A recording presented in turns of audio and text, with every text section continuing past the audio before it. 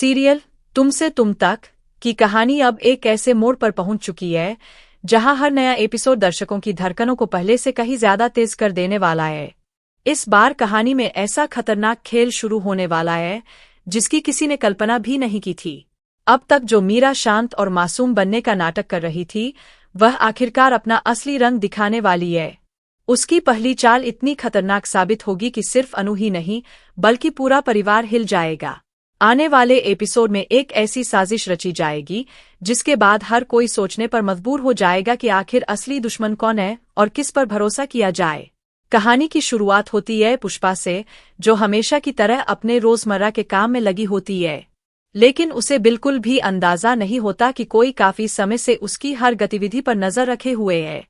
जैसे ही उसे अकेला मौका मिलता है, कुछ नकाबपोश लोग उसे जबरदस्ती उठाकर अपने साथ ले जाते हैं। पुष्पा लाख कोशिश करती है खुद को छुड़ाने की, लेकिन उन लोगों के सामने उसकी एक नहीं चलती। उसकी आवाज सुनने वाला वहां कोई नहीं होता और देखते ही देखते वह एक सुनसान जगह पर ले जाई जाती है। कुछ समय बाद जब पुष्पा को होश आता है तो वह खुद को एक अंधेरे और वीरान गोदाम में कैद पाती है। चारों तरफ सन्नाटा पसरा होता है, दीवारें टूटी हुई होती है, कमरे में हल्की हल्की रोशनी आ रही होती है और बाहर कुछ लोगों की आवाजें सुनाई दे रही होती है। पुष्पा घबराकर इधर उधर देखने लगती है। वह समझ ही नहीं पाती कि आखिर उसके साथ यह सब किसने किया और क्यों किया। उसके हाथ कांप रहे होते हैं, आंखों में डर साफ दिखाई दे रहा होता है। वह बार बार दरवाजा खोलने की कोशिश करती है, लेकिन दरवाजा बाहर से बंद होता है। अब उसे एहसास हो जाता है कि यह कोई साधारण घटना नहीं बल्कि बहुत बड़ी साजिश है। दूसरी तरफ उसी समय मीरा अपनी अगली चाल चल चुकी होती है। वह चाहती है कि अनु किसी भी हालत में चुनाव से दूर हो जाए और उसका पूरा ध्यान अपनी मां को बचाने में लग जाए। इसी मकसद से वह अपने आदमियों की मदद से एक नया ड्रामा रचती है। एक आदमी जो खुद को भोली का पति बताता है, अनु को फोन करता है। उसकी आवाज में इतनी घबराहट होती है कि अनु एक पल के लिए भी शक नहीं करती। वह कहता है, अनु बेटा, बहुत बड़ी मुसीबत हो गई है। तुम्हारी मम्मी पुष्पा जी अचानक गायब हो गई है। पूरे मोहल्ले में उन्हें ढूंढा जा रहा है, लेकिन उनका कहीं कोई पता नहीं चल रहा। तुम जितनी जल्दी हो सके यहाँ आ जाओ। इतना सुनते ही अनु के पैरों तले जमीन खिसक जाती है। उसका चेहरा डर से सफेद पड़ जाता है। बिना एक पल गवाए वह तुरंत वहां जाने का फैसला करती है। उसके दिमाग में सिर्फ अपनी मां का ख्याल चल रहा होता है। रास्ते भर उसके मन में तरह तरह के सवाल उठते रहते हैं। आखिर उसकी मां कहाँ गई? किसने उन्हें उठाया? क्या वह सुरक्षित होंगी या फिर उनके साथ कुछ गलत हो चुका है? जैसे ही अनु मोहल्ले पहुंचती है, वहां का माहौल देखकर उसकी बेचैनी और बढ़ जाती है। आसपास के लोग अलग अलग बातें कर रहे होते हैं, लेकिन किसी के पास कोई पक्की जानकारी नहीं होती। अनु हर गली, हर घर और हर जानने वाले से पूछताछ शुरू कर देती है।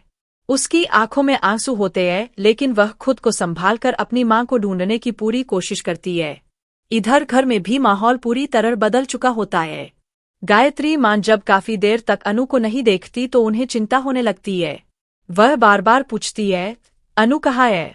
उसने मुझे बताए बिना घर क्यों छोड़ा? तभी वहां मानसी आती है और बड़ी मासूमियत से कहती है, अरे मान, अनु तो अपने पुराने मोहल्ले चली गई है। शायद जल्दी में आपको बताना भूल गई होगी। गायत्री मां यह सुनकर हैरान रह जाती है, क्योंकि अनु कभी भी बिना बताए कहीं नहीं जाती। तभी मीरा भी मौके का फायदा उठाती है।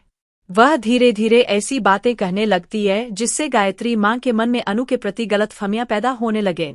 मीरा बड़ी चालाकी से कहती है कि शायद अनु घर की जिम्मेदारियों से ज्यादा अपने पुराने रिश्तों और लोगों को महत्व देती है। मानसी भी मीरा की हर बात में हाँ मिलाती है ताकि गायत्री मां पूरी तरह अनु के खिलाफ सोचने लगे।